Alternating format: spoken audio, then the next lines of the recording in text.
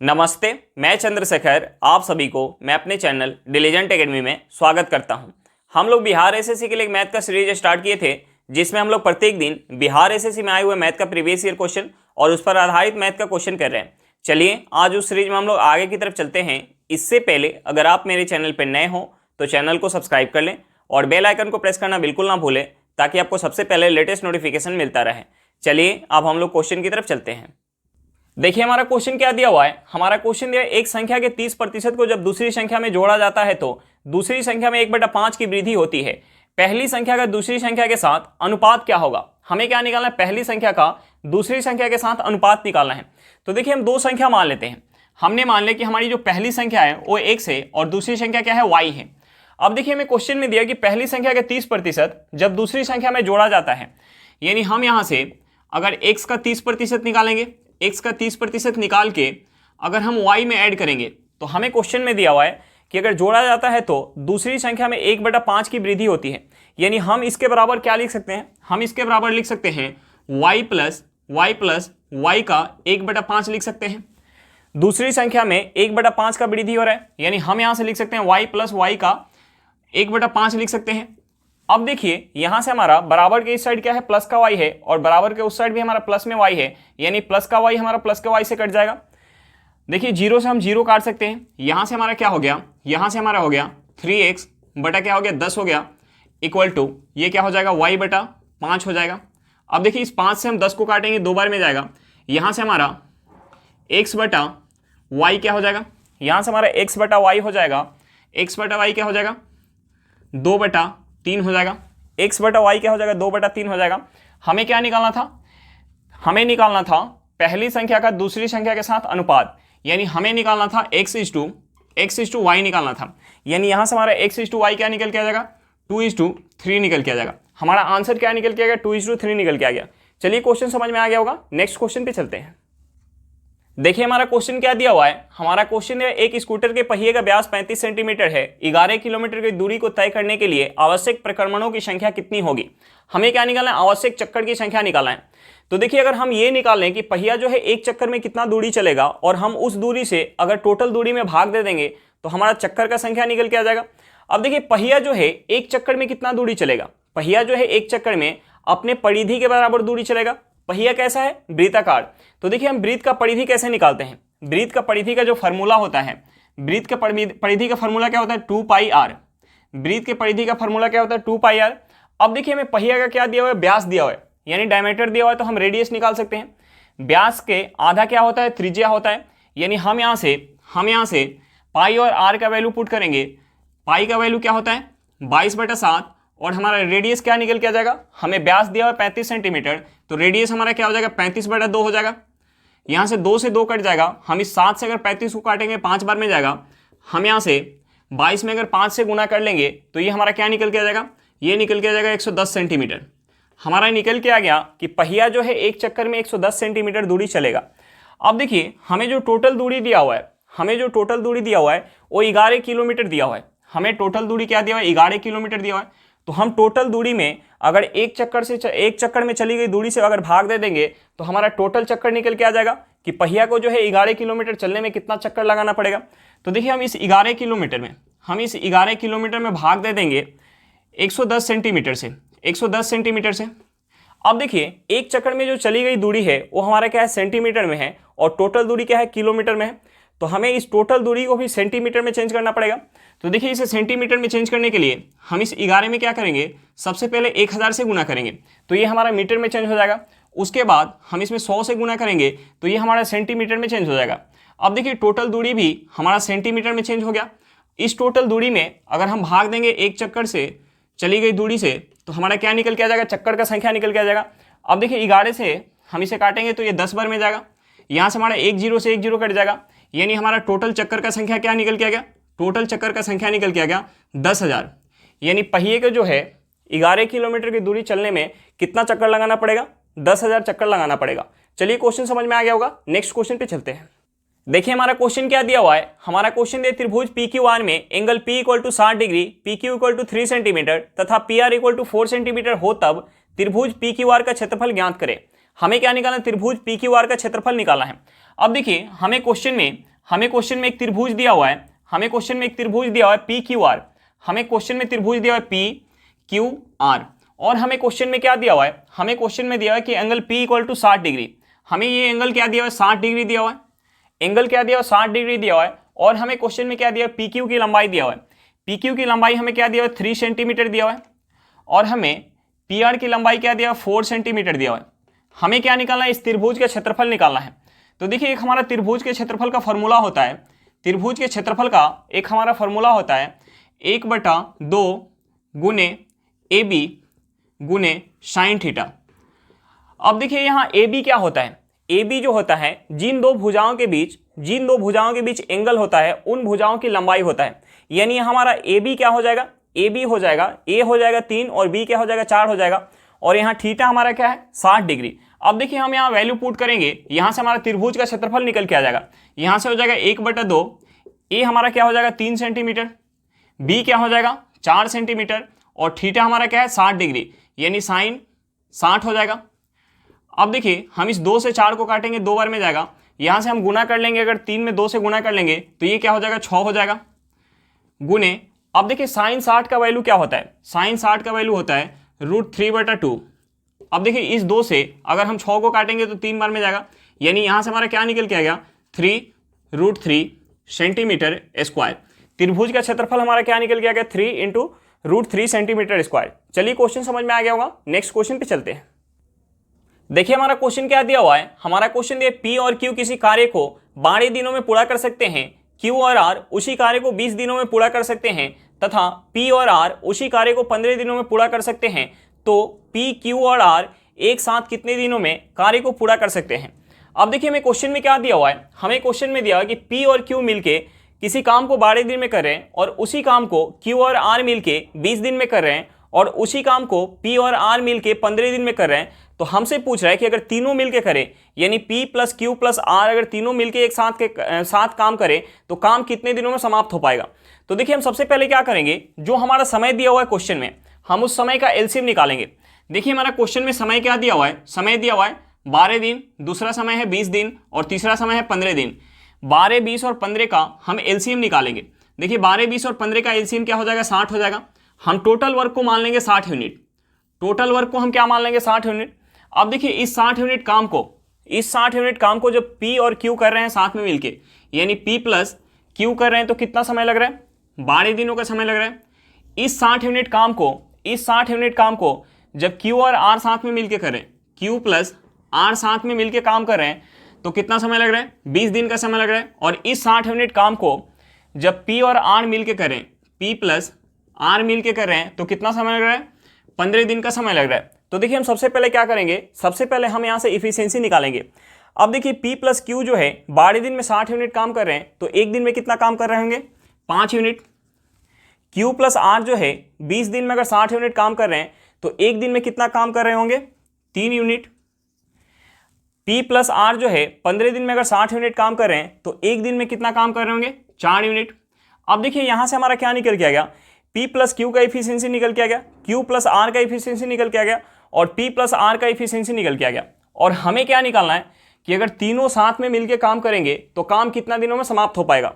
तो हमें क्या निकालना पड़ेगा, हमें निकालना पड़ेगा P plus q plus r का इफिशियंसी निकालना पड़ेगा। तो देखिए हम यहाँ से P plus q plus r का इफिशियंसी कैसे निकाल पाएंगे। देखिए अगर हम P plus q, Q plus r और P प्लस आर का इफिशियंसी ऐड कर दें, तो यहाँ से हमारा क्या हो जाएगा, यहाँ से हो जाएगा 2P plus 2Q plus 2R। यानी हम यहाँ से इसे लिख सकते हैं, 2 × P plus Q plus R, और हम यहाँ इफिशियंसी ऐड करेंगे तो ये कितना हो जाएगा 5 यूनिट प्लस का 3 यूनिट 8 यूनिट प्लस का 4 यूनिट क्या हो जाएगा 12 यूनिट। यानी ये 12 यूनिट के बराबर हो जाएगा।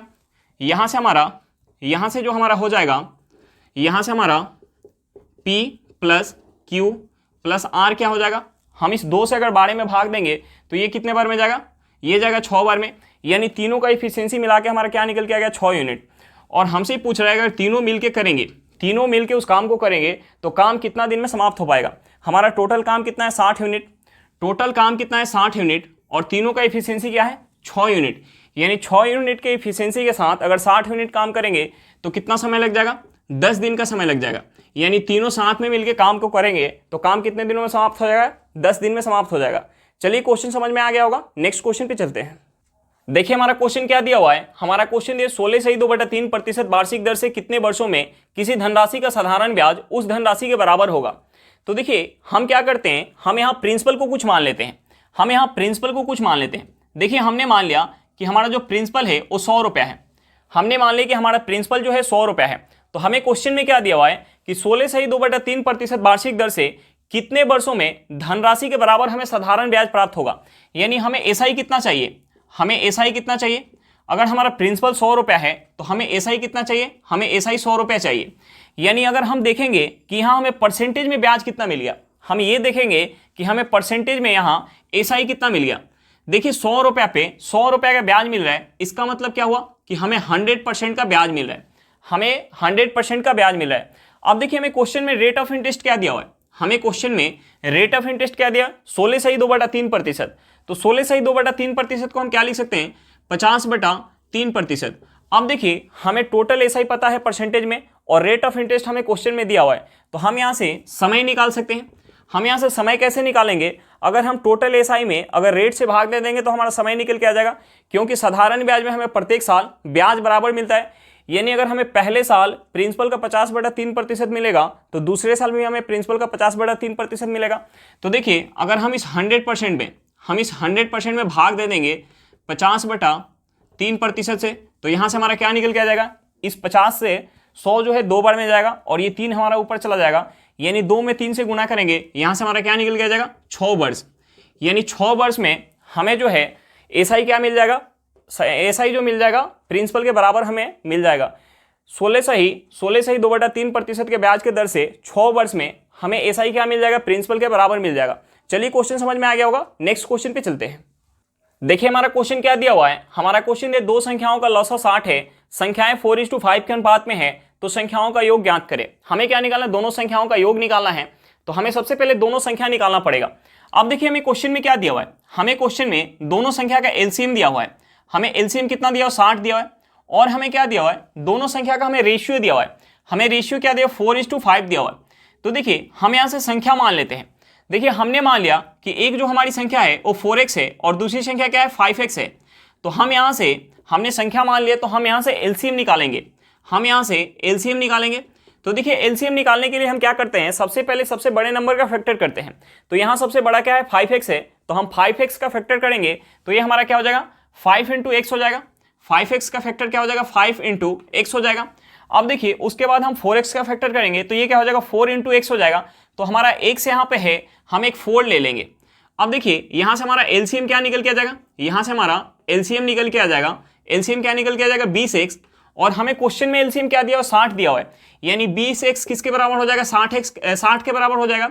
यानी हम यहाँ से x बराबर क्या लिख सकते हैं, अगर हम 20 से 60 को काटेंगे तो ये कितने बार में जाएगा, 3 बार में, यानी x हमारा क्या निकल के आ गया, 3 निकल के आ गया। तो हम यहाँ से दोनों संख्या निकाल सकते हैं, एक हमारी संख्या क्या हो जाएगी, 12 हो जाएगी, और दूसरी संख्या क्या हो जाएगी, 15 हो जाएगी।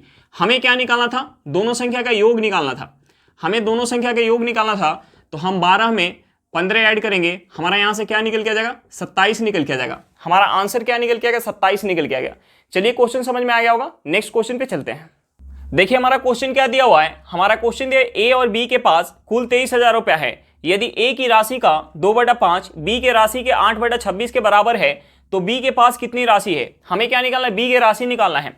तो देखिए हम यहाँ से ए और बी के पास की राशि का हम रेशियो निकाल सकते हैं। हमें क्वेश्चन में दिया हुआ है ए के राशि का 2/5, ए के राशि के 2/5 बी के राशि के 8/26 के बराबर है, 8/26 के बराबर है।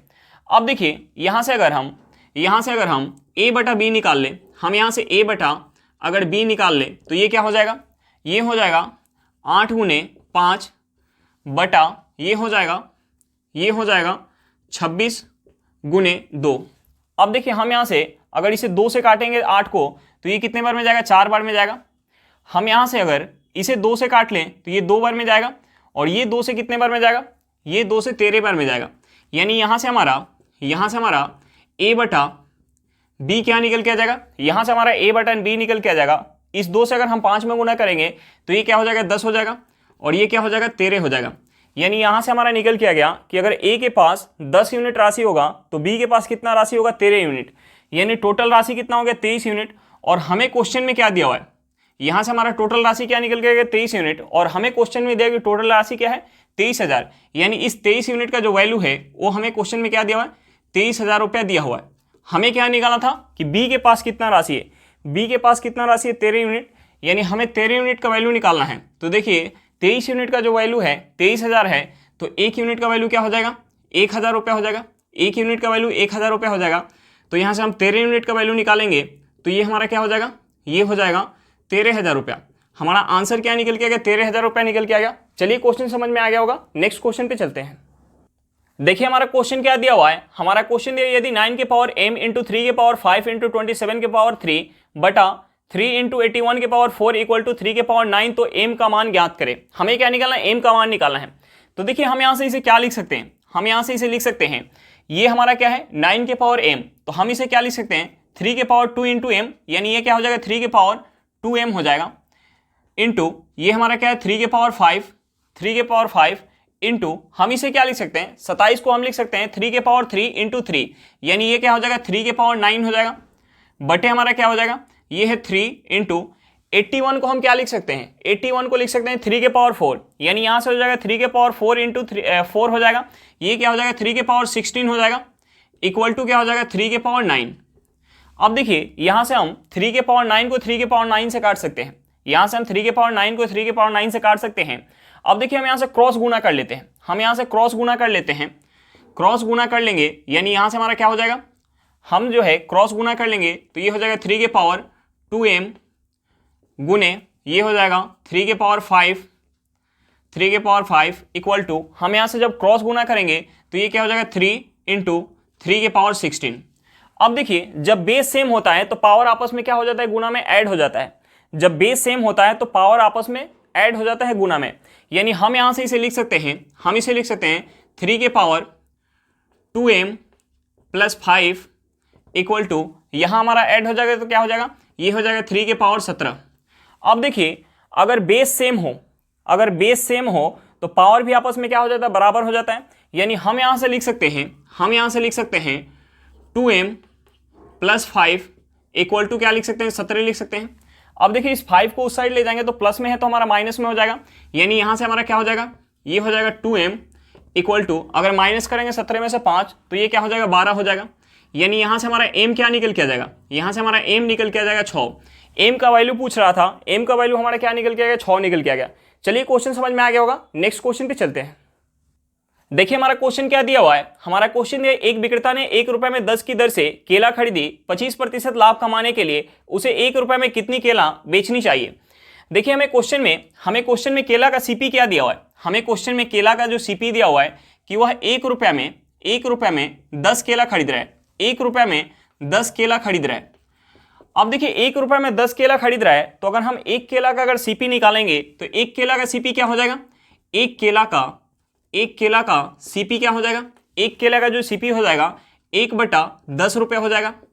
अब देखिए हमें क्वेश्चन में क्या पूछ रहा है हमसे कि वह 1 रुपए में कितना केला बेचे ताकि उसे 25% का प्रॉफिट हो। तो देखिए प्रत्येक केला पे भी उसे 25% का प्रॉफिट हो रहा होगा, तो हम यहाँ से 1 केला का अगर हमें सीपी पता है तो हम अगर इसका 125% निकाल लेंगे तो हमारा क्या निकल के आ जाएगा, 1 केला का एसपी निकल के आ जाएगा। तो हम इसका 125% निकालते हैं।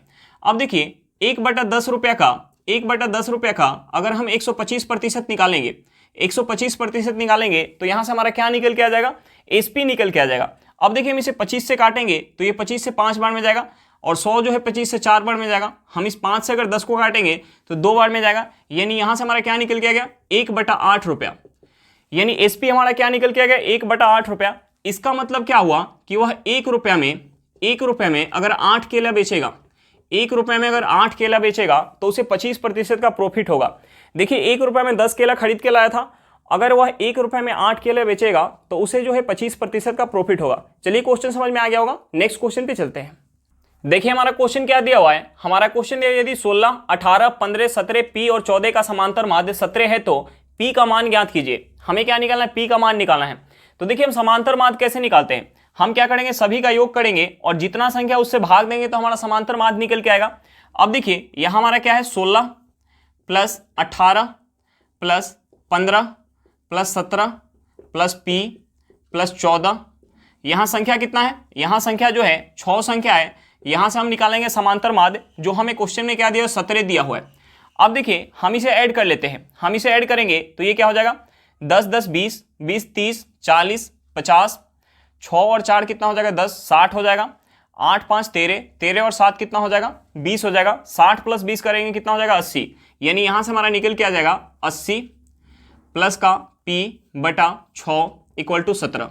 अब देखिए हम यहाँ क्रॉस गुणा कर लेंगे, क्रॉस गुणा करेंगे तो ये हमारा हो जाएगा 80 प्लस p इक्वल टू ये क्या हो जाएगा 102।